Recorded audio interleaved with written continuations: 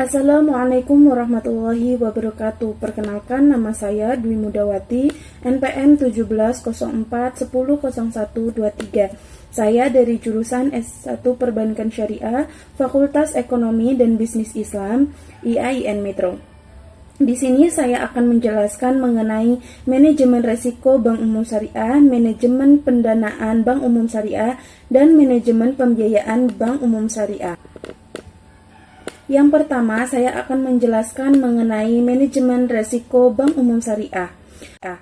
Peraturan Bank Indonesia Nomor 13/23/PBI/2011 tentang penerapan manajemen resiko bagi Bank Umum Syariah dan unit usaha syariah. Bank Umum Syariah dan unit usaha syariah wajib menerapkan manajemen resiko secara efektif. Pengertian resiko sendiri yaitu merupakan suatu potensi terjadinya suatu peristiwa yang dapat menimbulkan kerugian. Yang selanjutnya yaitu pengertian manajemen resiko Bank Umum Syariah.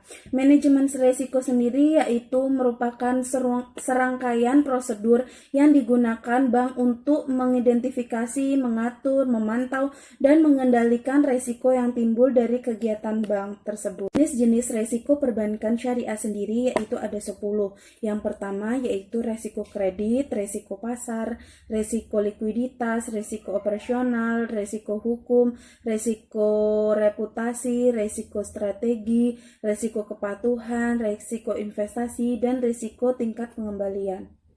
Manajemen resiko perbankan sendiri yaitu yang pertama mengenali, memahami, dan mengidentifikasi. Mengenali di sini yaitu kita harus mampu mengenali resiko apa saja yang mungkin akan terjadi. Dan yang kedua yaitu memahami. Nah, setelah kita mengenali risiko apa yang akan terjadi tersebut, maka kita harus memahami jika terjadinya risiko tersebut.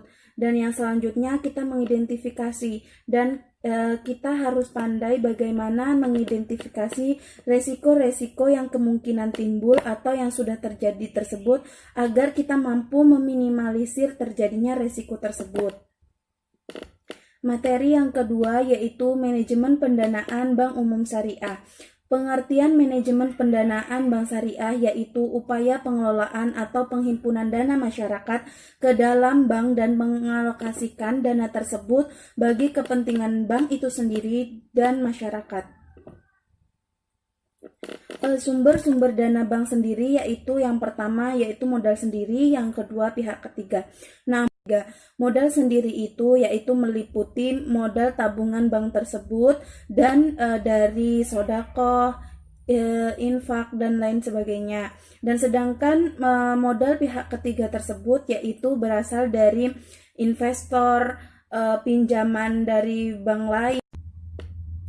Yang selanjutnya yaitu manajemen pembiayaan Bank Umum Syariah. Pengertian manajemen pembiayaan bank syariah merupakan upaya yang dilakukan lembaga bank syariah dalam mengelola atau mengatur posisi dana yang diterima untuk disalurkan kepada pihak lain berdasarkan prinsip syariah. Adapun jenis-jenis pembiayaan bank syariah, yang pertama yaitu pembiayaan modal kerja, yang kedua pembiayaan investasi, dan ketiga pembiayaan konsumtif, keempat pembiayaan sindikasi, kelima pembiayaan berdasarkan takeover, dan yang keenam yaitu pembiayaan letter of credit. Pembiayaan modal kerja merupakan pembiayaan jangka pendek yang diberikan kepada unit-unit usaha. Yang kedua, pembiayaan investasi merupakan pembiayaan jangka menengah atau jangka panjang guna pembelian aktiva tetap. Yang ketiga yaitu pembiayaan konsumtif. Pembiayaan konsumtif merupakan pembiayaan yang diberikan kepada masyarakat yang biasanya lebih dominan perorangan guna memenuhi kebutuhannya sehari-hari. Yang keempat yaitu pembiayaan sindikasi.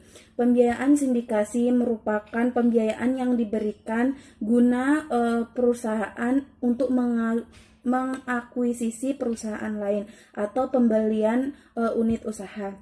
Yang keempat yaitu pembiayaan berdasarkan takeover. Pembiayaan berdasarkan takeover ini merupakan pembiayaan yang diberikan akibat terjadinya takeover kepada bank lain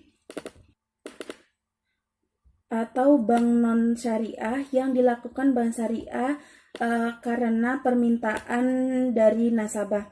Yang pembiayaan letter of credit merupakan pembayaran internasional yang memungkinkan seorang eksportir menerima pembayaran tanpa menunggu berita atau informasi dari luar negeri.